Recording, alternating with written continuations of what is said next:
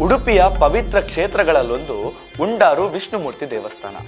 ಆ ಊರಿಗೆ ಉಂಡಾರು ಎಂಬ ಹೆಸರು ಬರೋದಕ್ಕೆ ಆ ದೇವಸ್ಥಾನದ ಜೊತೆಗೆ ಒಂದು ಕಥೆ ಇದೆ. ಆ ದೇವಸ್ಥಾನದ ಅರ್ಚಕರಿಗೊಮ್ಮೆ ಕಾರ್ಯನಿಮಿತ್ತವಾಗಿ ಪರ ಊರಿಗೆ ಹೋಗಲಿರುತ್ತೆ. ಹೀಗಾಗಿ ಅವರು ತಮ್ಮ ಮಗನ ಹತ್ತಿರ ಆ ದೇವರಿಗೆ ನೈವೇದ್ಯ ಇಡೋದಕ್ಕೆ ಹೇಳಿರ್ತಾರೆ.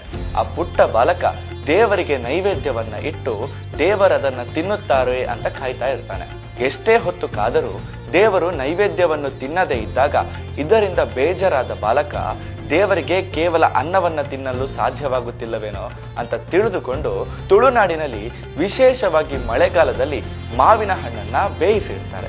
ಆ ಮಾವಿನ ಹಣ್ಣನ್ನ ದೇವರ ನೈವೇದ್ಯದ ಜೊತೆಗೆ ದೇವರ ಸೇವನೆಗಂತ ಇಡ್ತಾನೆ. ಮತ್ತೆ ಕಾಯ್ತಾನೆ. ಎಷ್ಟು ಹೊತ್ತಾದರೂ ದೇವರು ನೈವೇದ್ಯವನ್ನ ಸ್ವೀಕರಿಸೋದೇ ಇಲ್ಲ.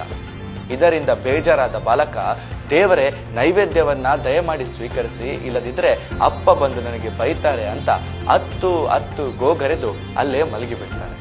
ಮರುದಿನ ಬಂದು ಪುರೋಹಿತರು ಆ ದೇವರ ಮುಂದೆ ಇದ್ದ ನೈವೇದ್ಯದ ಪಾತ್ರೆಯನ್ನು ಗಮನಿಸಿದಾಗ ಅಲ್ಲಿ ಪಾತ್ರೆ ಇರಲಿಲ್ಲ. ಕೋಪಗೊಂಡ ಅರ್ಚಕರು ಮಗ ನೈವೇದ್ಯವನ್ನು ಇಡಲೇ ಇಲ್ಲವೇನೋ ಎಂದು ತಿಳಿದುಕೊಂಡು ತುಂಬಾ ಕೋಪಗೊಂಡರು. ಆ ಪುಟ್ಟ ಬಾಲಕ ಅಪ್ಪನ ಬಳಿ ನಡೆದ ವಿಷಯವನ್ನ ಹೇಳಿದ್ರು ಅವರು ನಂಬೋ ಪರಿಸ್ಥಿತಿಯಲ್ಲಿ ಇರಲಿಲ್ಲ. ಅದರ ಮೇಲೆ ನೈವೇದ್ಯದ ಪಾತ್ರೆ ಕೂಡ ಎಲ್ಲೂ ಕಾಣಸಿಗ್ಲಿಲ್ಲ. ಆ ದಿನ ರಾತ್ರಿ ಪುರೋಹಿತರಿಗೆ ದೇವರು ಕನಸಿನಲ್ಲಿ ಬಂದು ತಾನು ನೈವೇದ್ಯವನ್ನ ಸ್ವೀಕರಿಸಿ ಆ ಪಾತ್ರೆಯನ್ನ ದೇವರ ಕೆರೆಯಲ್ಲಿ ಹಾಕಿರೋದಾಗಿ ತಿಳಿಸಿಕೊಡ್ತಾರೆ. ಆ ದೇವಸ್ಥಾನದಲ್ಲಿ ದೇವರೇ ಬಂದು ಉಂಡು ಹೋದ ಕಾರಣ ಆ ಊರಿಗೆ ಉಂಡಾರು ಎಂಬ ಹೆಸರು ಬಂದಿದೆ ಅನ್ನೋದು ಪ್ರತೀತಿ.